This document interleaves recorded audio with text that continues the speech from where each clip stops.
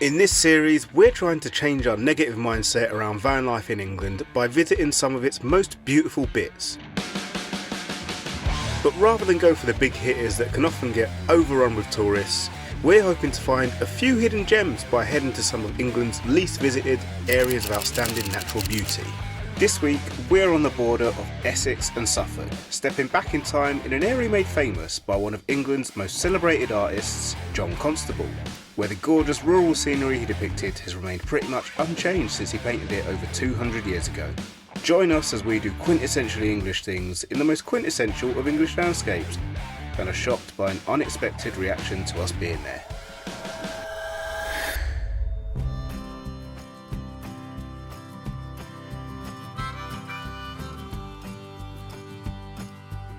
We're both really excited to be exploring this part of England because neither of us have actually been to this part before, so it is completely new to us. And just driving on the way here, it's got a completely different feel to the place. It's kind of chocolate box cottages, thatched roofs, really old buildings that are on the slant with beams and lots of wood in the construction.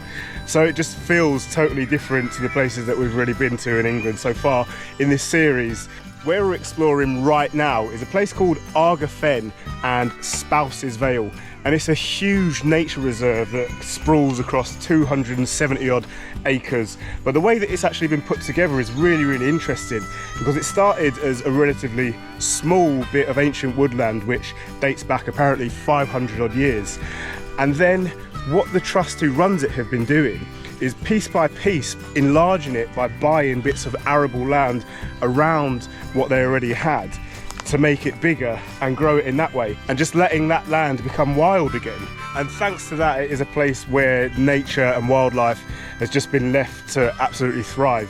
And apparently there are tons of buzzards here, lots of dormice, reptiles, so I'm assuming that means lizards, snakes perhaps, and various other things as well, lots of rare butterflies. And the air is just filled with birdsong. It's incredibly beautiful and it is really tranquil. What a lovely start to our time in this area. One of the things that plays a huge part in our enjoyment of van life in England is the weather, and it's something that we've mentioned quite a lot in this series so far, and something that we mention all the time when we're back in the UK, because basically it determines what you can do and what you can't do. As you can see today, we have got absolutely glorious weather, which means that we can spend it outside doing walks like this. And actually this is a really good time of the year to explore England, because it's before the school holidays and the really big tourism season, but most things are starting to open up, and it's just a beautiful time of year. All the flowers are in bloom, all the wildflowers are coming out, all the trees and stuff have got their blossoms growing. And I've just spotted a buzzard circling up above.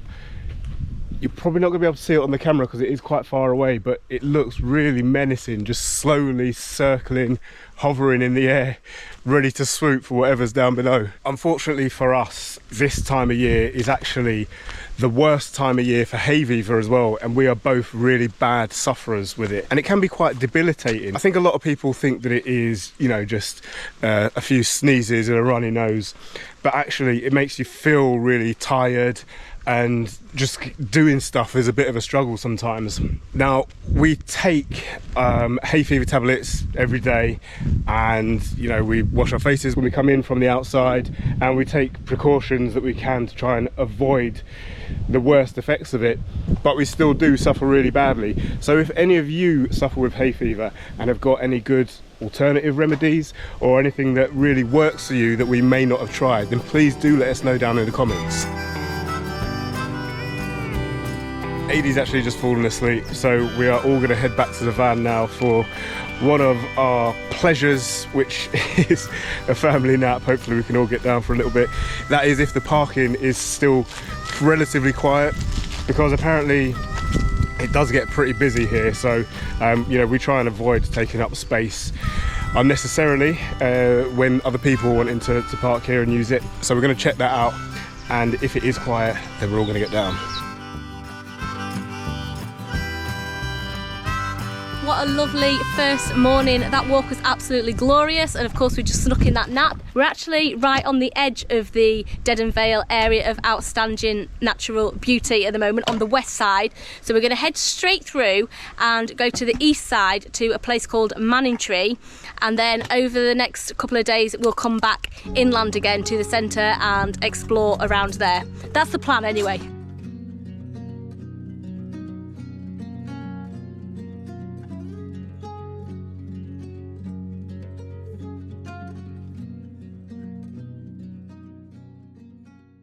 Good morning.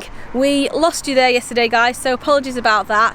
The reason was there isn't really that much to do in Manningtree. We had a bit of a wander around, had a play on the beach, and just got some dinner at a pub, and that was it. The best thing about this place is actually the park up that we're at, because it's right on the river, and it's tidal, so it goes out and comes back in again, so that's been really interesting to watch. And there's loads of birds and wildlife around here. We woke up this morning and there were geese and swans outside, so that was really, really lovely. Another thing that's been really noticeable about this park up is how friendly people have been that have been passing this morning. So people just out on a morning stroll, walking their dogs and stuff. They've been stopping for a chat, just asking how we are, commenting on how much they like the van, just things like that, which has just been really, really nice and really, really refreshing. So it's obviously very well tolerated that campervans park along this bit of the road here. It has, however, been a bit of a noisy park up because the road that it's on is quite busy. So even though traffic died down overnight, it started getting busy around 7 AM this morning again, which doesn't matter to us because we're up then anyway.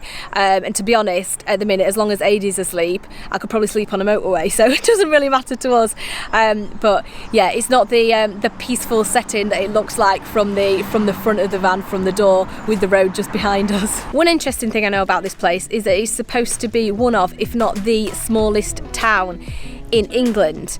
I don't know what makes it a town as opposed to a village, but I guess it is a pretty small town. If you know what the difference is, then let us know in the comments. So yeah, there's that about the place. We are about to head off now and go into the centre of Dedham Vale to a place that is called Dedham. So we'll see you there.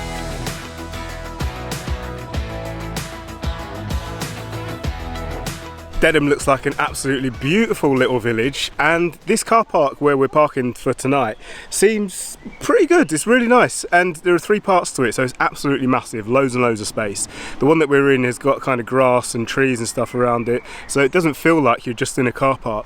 And having checked the prices, it's £5 for a day and then 50p overnight. So I don't know whether you're meant to actually stay here overnight, but it seems that it is widely accepted. There's always campervans here from the reviews that we've read. So it seems like it's going to be a really nice one. We also spotted somewhere lovely that we're going to go for lunch on the way into this park up, and we've got a really fun activity planned for this afternoon. Shaping up to be a really good day.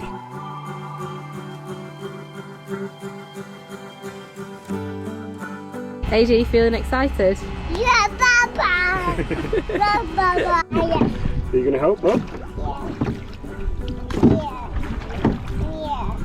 Yeah, you can grab the thing if you want. Yeah. Yeah? You holding on? Yeah. Right.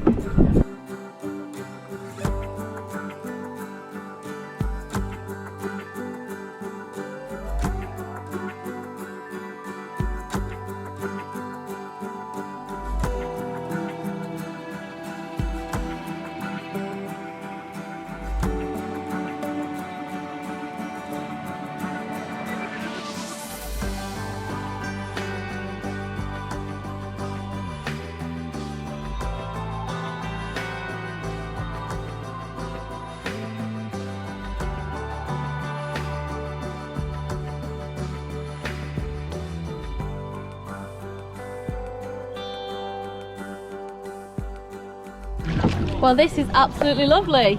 These two are doing all the hard work. How's it going? It's a little bit more difficult than I anticipated, but yeah, it's fine. It's a lovely day, right? Yeah. Absolutely beautiful weather. What is it? Is it?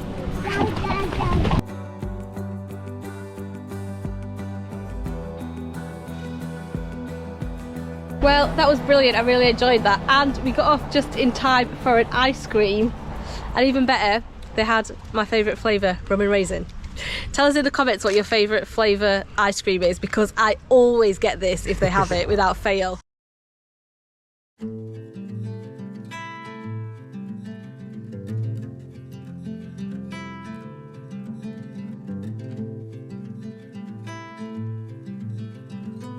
Good morning and welcome back to another beautiful sunny day in Dedham Vale. We're starting the day with a walk in the fresh air, which is how we like to start most days really. And it is a circular walk to a nearby village called Flatford. Apparently there are really nice views along the way. It goes along the river, which we took the boat down yesterday afternoon. So we're quite excited to see another part of Dedham Vale and another village in this part of the world. An interesting fact about Dedham Vale is that it's actually known as Constable country, and it's named that after the famous landscape artist John Constable, who lived and worked around here. And a lot of his paintings are based on the landscapes and scenery from this area. And apparently this walk is called the Classic Walk, and the reason is because it actually contains quite a lot of the scenery that Constable painted.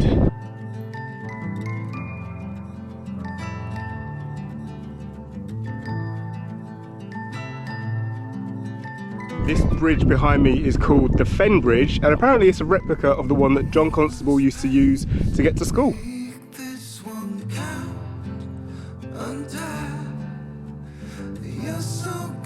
One of the things that we've enjoyed the most about visiting these areas of outstanding natural beauty is the sheer amount and the variety of wildlife that we've encountered.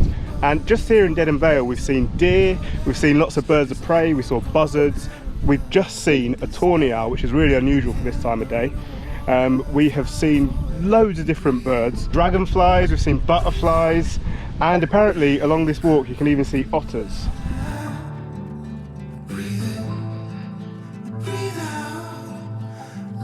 The river that we are walking down is called the River Stour, and this section of it is incredibly well used by kayakers, stand-up paddleboarders, boaters, swimmers, all sorts of people are in it. And it actually reminded me yesterday when we were in the boat that before we built the van, we were considering moving into or buying a narrowboat and living on that for a while. And it's something that we've still got in the back of our minds that we might do in the future. Because it ticks a lot of the same boxes. You're able to travel, you've got somewhere that's the same that you go back to each night. But I guess the downsides to it are probably the same as with van life as well. You always have to be aware of your resources, and obviously in the UK you're going to always be battling with the weather as well. But it is something that we are still considering for the future.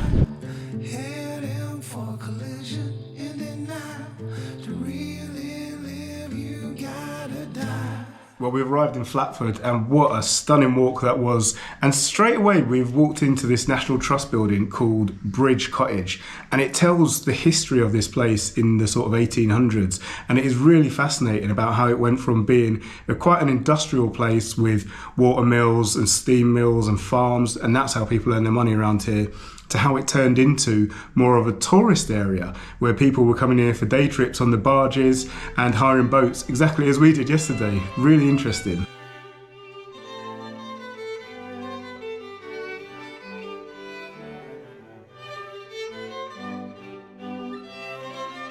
We've stopped in Flatford to do a quintessentially English thing, which is to enjoy afternoon tea at tea rooms.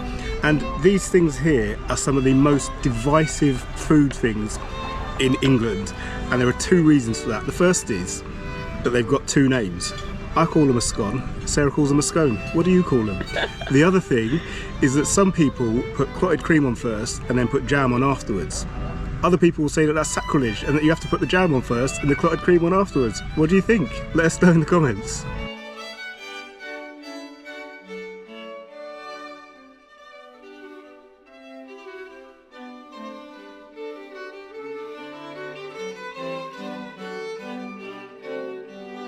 that was a really enjoyable walk and a really enjoyable time in Flatford as well. And Flatford is really tiny. There's not a great deal to it.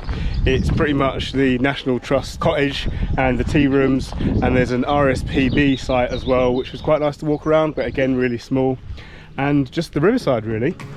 We are on a circular route, so that means that we're going to be taking a different path back to Dedham, but hopefully it's going to be equally as beautiful.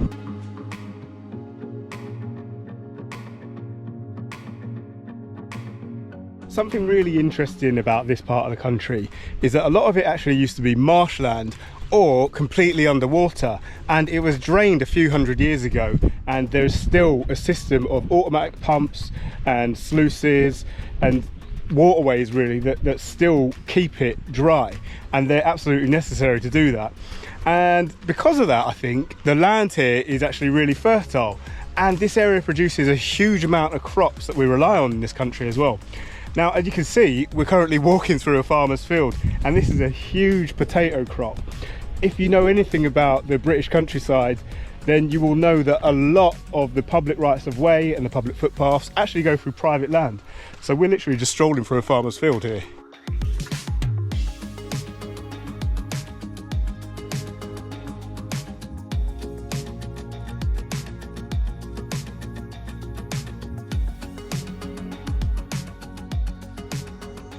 So that was a really easy walk. We've just seen the church tower of Dedham in the distance there, so we know that we're only a few minutes away, and we're going to stop off at the pub for a very well-deserved pint. Well, that is our time in Dedham Vale up, and honestly, I'm a little bit sad to be leaving this place. It's just so beautiful around here, and this park up has been an absolute gem. There were no restrictions that we could see about how long you could stay, so we took the opportunity to stay put here last night as well. It's just been really nice. Most of the time in England, we either have to or feel like we should move every day, and that can get really tiring, so thanks Dedham, really cool spot. The other thing that's been really noticeable about this place is just how friendly and welcoming people have been, both in and around the car park, but also just wandering around the villages, in the shops, in the cafes, the pubs and whatnot. It's just got a really lovely vibe about the place. And I'm so happy that we are choosing to explore England in this random way, because we'd just never heard of this place, and I can't see how we would have chosen to come here otherwise. Anyway, we are only about an hour and a half away from London, which is where Jay's parents live, so we're going to swing by there and spend the weekend with them. Doing laundry when you live in a van in England is really expensive. It can cost us up to 30 quid a pop sometimes,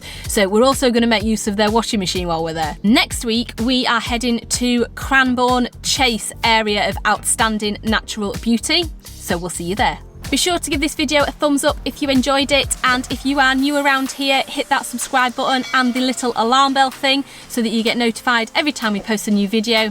Thanks for watching.